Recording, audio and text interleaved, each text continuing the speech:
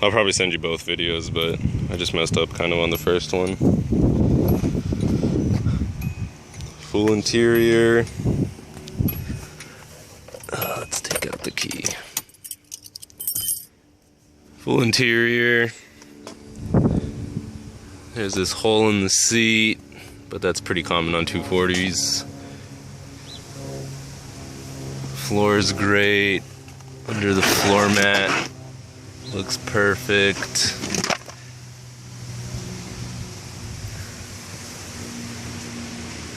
There are these three cracks in the dash. This one, and then one on the other side. The seats, there's a little fold coming out right there. It's missing the glove compartment. Has no radio. It comes with a radio, I just haven't wired it. That's the switch for the fan. And then the wires are kind of messy, but some of those wires are for the boost gauge, the temp gauge, and then the radio wires are in there.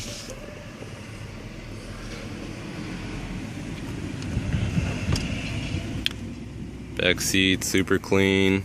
Got the seat belts. This back panel's super clean. This extra wheel, the other one's in the trunk. The paint's not the best, but it does look pretty good. There's some weird marks on it. I think it's like tree sap or something. I'm pretty sure it could be buffed out.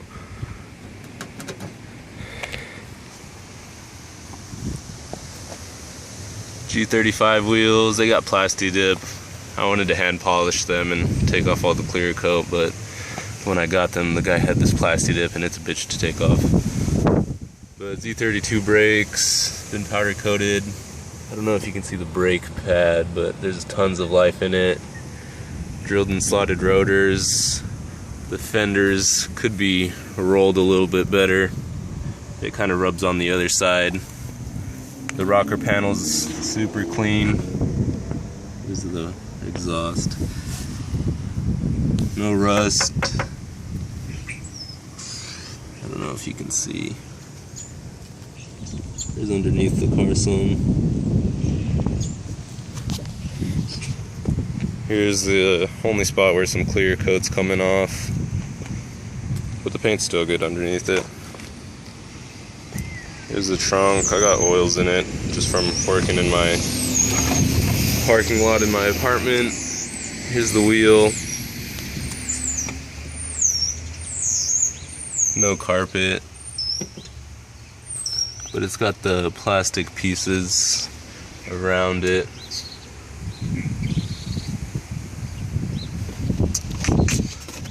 There's this hole of rust. That's the only real actual rot on the car. The rest is just surface rust, but it's pretty minimal.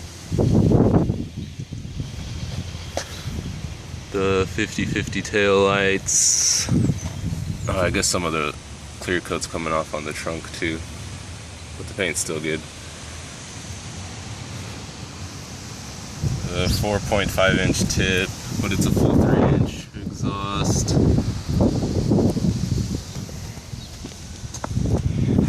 The body's really straight.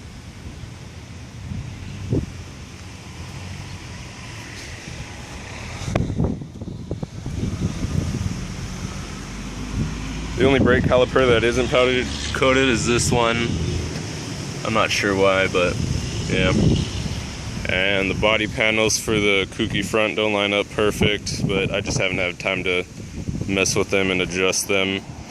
There's some bolts that go down in here on the side through here to line it up better, but like I said, I just don't have time.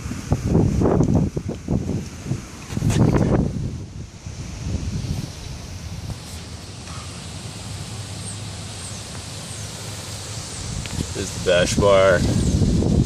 Goes up here. This car has a clean title, so the frame's super straight.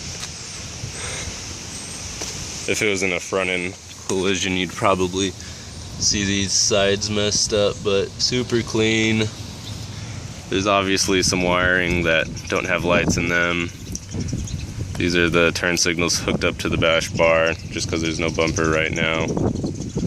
And then the kouki headlights are obviously not lined up perfect because that's what I haven't had time to do, or the tools to do it.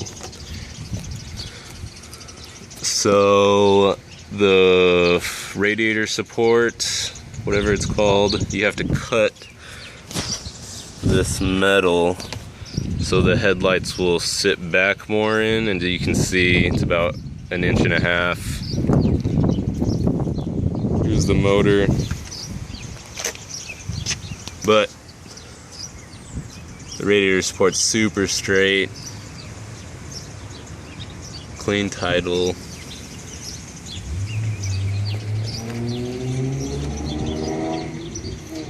The coilovers, front mount intercooler tubing. There's no blow off valve. I haven't had the time to buy one, or the money to buy one.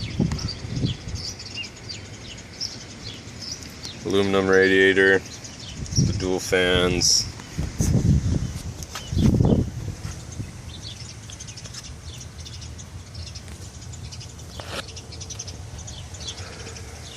There's the Chase Bay power steering reservoir with the lines there.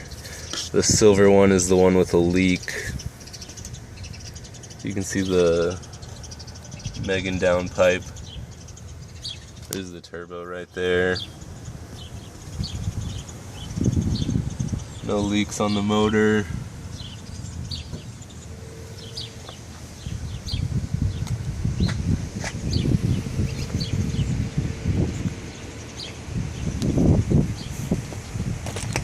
The wiring's not the cleanest, but I cleaned it up a lot.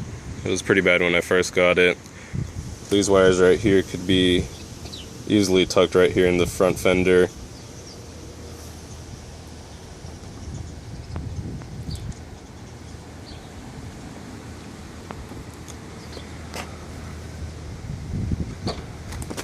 Body super straight.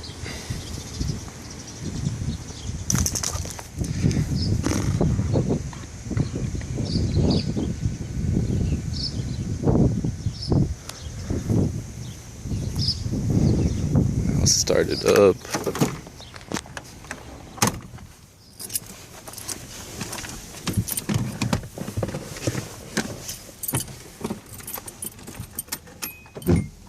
Oh shit.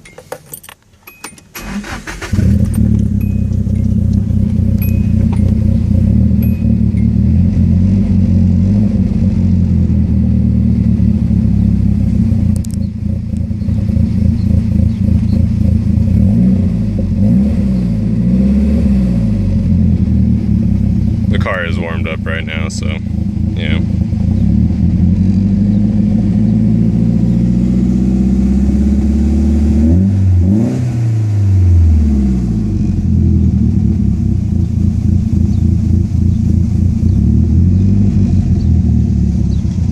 The speedometer isn't working. Works every now and then.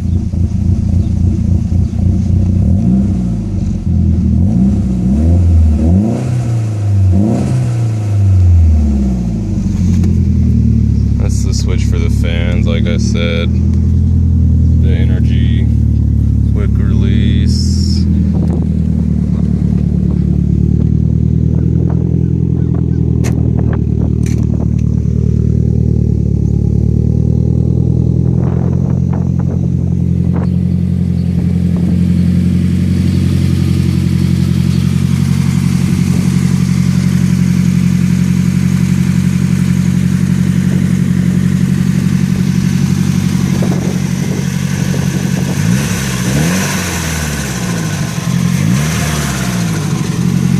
It does need new motor mounts.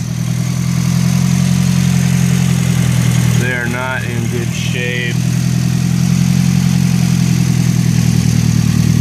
The motor will wiggle around quite a bit. I don't know if you can see it. Let's see.